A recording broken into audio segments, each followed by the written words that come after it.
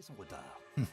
En tout cas, à Augeot-les-Bains, les clients se battent pour... Le pastis bourrite, c'est le produit phare, oui. Ah oui, celui-là, il fait mal. On peut le manger au petit déjeuner, au goûter. Une crème sans crème, le problème, c'est qu'il parle partout. Un problème qui rend notre boulanger fier de son produit. Le pastis bourrite, un gâteau typique du Béarn et une recette familiale vieille de plus d'un siècle. Cédric commence par mélanger les œufs, beaucoup d'œufs. La levure...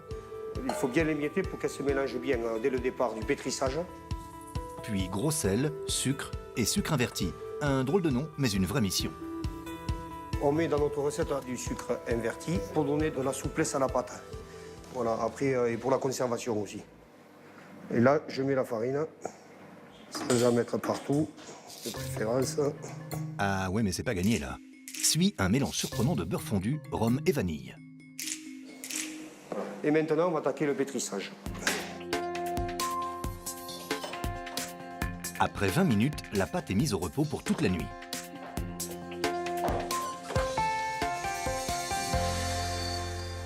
Le lendemain, les brebis se réveillent. La pâte de Cédric aussi. Et elle a bien grossi. Elle s'est bien reposée, elle a pris bien de la force. Maintenant, on va faire des pâtons de 500 grammes. Les pâtons sont placés dans des moules avant d'être saupoudrés de sucre casson. Il ne faut pas hésiter à en mettre, parce que ça donne un bon goût et en plus, ça donne un petit craquant à la croûte. Maintenant, on les met en pousse pour 3h30, 4 heures. 3 heures de pousse plus tard, direction le four. 1h30 à 125 degrés.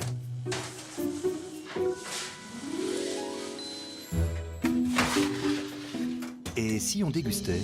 Voilà notre spécialité, le pastis bourrite. Le bourrite en Vernet, c'est le levain. D'accord. Vous le faites depuis longtemps? Ah oui. 70, en 70. Je faisais des tournées à ce moment-là. Et j'avais dans une famille une grand-mère qui faisait ce pastis bourrite. Plus tard, elle m'a donné la recette que j'ai gardée pendant un long moment. Et c'est mes deux fils qui m'ont dit un jour... Mais pourquoi est-ce qu'on ne le mettrait pas en vente au magasin? Voilà. Dans une grosse fourchette, vous en faites combien? On va dire au plus bas 1000 et vraiment après au plus fort, on monte jusqu'à 1600. Ouais. Ah oui. Ouais. Par semaine? Par semaine, ouais. Et tout est vendu là?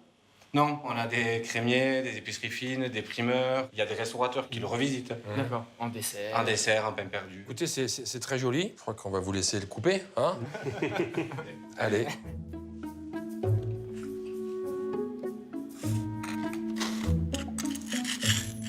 Très bien. Ouais. Super. On a vraiment une mie particulière. Hein.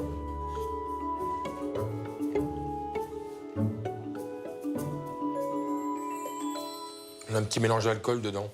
Et un sirop. Ouais. Ah ouais? Ouais. C'est hyper bon. J'adore ce type de brioche. Très parfumé, une longue mâche. Oui. Les arômes se fondent bien, on voit les grains de vanille, etc. Franchement, moi, en tout cas, personnellement, c'est vraiment ce type de brioche que j'aime énormément. Je suis très touché, surtout de tous ces compliments, vu de qui ça vient. Ah bah écoutez, vraiment, ça me touche beaucoup. Bah écoutez, c'est sincère. C'est en tout cas sincère. Et puis, merci de votre accueil. Et puis, bravo pour ces belles histoires et puis cette belle complicité.